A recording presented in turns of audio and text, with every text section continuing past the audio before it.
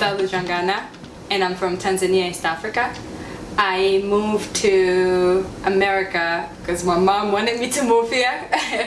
I came here when I was at the age of 12. My mom wanted us to have a better education, so that's how I ended up coming here.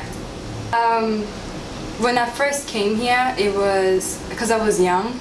I came here and I went straight to middle school. And with middle school here in the United States, everybody's trying to live up to what I guess the stars are doing or what the famous people are doing. And when I got here, that's what I noticed. Everybody was into wearing Jordans, wearing a white t-shirt with blue jeans, and or wearing the newest clothes that were out there, having the latest gadgets and all that. And I come here, my mom is working 3 or 4 jobs, trying to just provide for us something at home.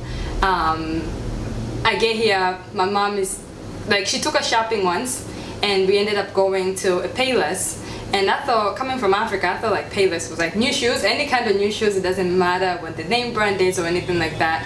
It was new shoes is new shoes. So she bought us those. I went back to school and I was super excited, showing off to my friends, and my friends were like, "Are you wearing Payless?" And from that day on, it's I was so ashamed.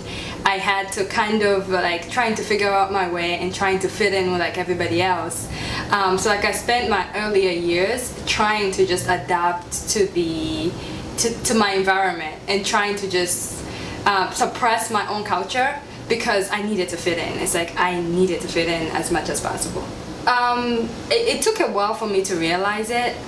That I needed to come back to who I was. I did not realize it until I think I got to 11th grade in high school. That's when I kind of it was too much peer pressure. It was just I was trying too hard and I wasn't getting what I wasn't up to par with everybody else, and it was just trying and getting frustrated and going back and forth like that. When I got to middle school, I think I went to school wearing an African wrap dress or something like that, and walked in class, and everybody just saw my figure in this outfit, because he was just holding my waist, and that's it, with a little tank top, and everybody was like, "Whoa, so you have a shape on you." So from that day on, I noticed this is what brings me out, and I could be still noticed just by being me and just following up on my culture.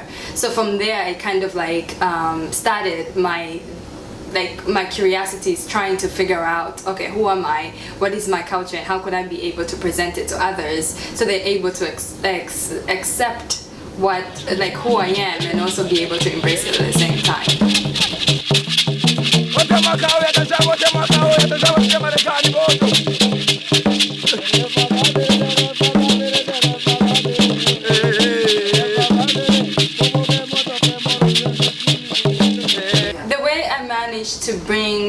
To connect back to my roots in Tanzania and also be able to stay here in America is through one of the visits that I made in Tanzania. So after spending maybe 10 to 15 years without ever visiting Tanzania or going outside the United States, when I went back to Tanzania for the first time, I was just fascinated to see how beautiful Tanzania was.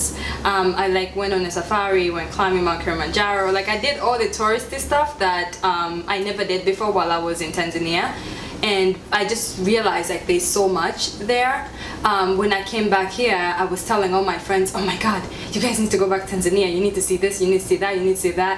And then my friends were like, "Okay, so Africa, there's only naked people there and hungry people." And I was like, "You guys don't have an idea. You have no idea how Africa is or how Tanzania is like." And I was like, I have to do something about it. I have to find a way where I could bring the culture here so people are able to experience it while they're here. They'll get comfortable with the knowing more about Tanzania and what's there and the culture itself, or even the language. And then whenever they're ready to travel, for example, anywhere in Africa, if they end up choosing Tanzania, they at least know a little bit more about it. So that's how I ended up creating Curious on Tanzania, which is, it's just basically we want to celebrate, we want people to travel, and we also want to share the stories from Tanzania with everybody else. So it's raising awareness altogether.